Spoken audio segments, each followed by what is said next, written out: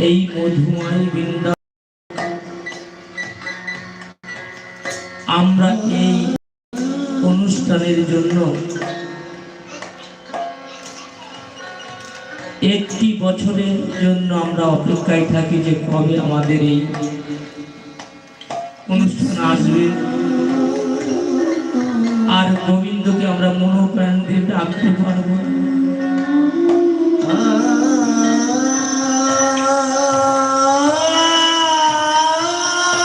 এই নামের মধ্যে সেই গোবিন্দকে পাওয়া যায় এই হরিনাম সংকীর্তন মাঝে। আমরা প্রতি বছর অপেক্ষা করি যে এই দিনটা আমাদের কবে আসবে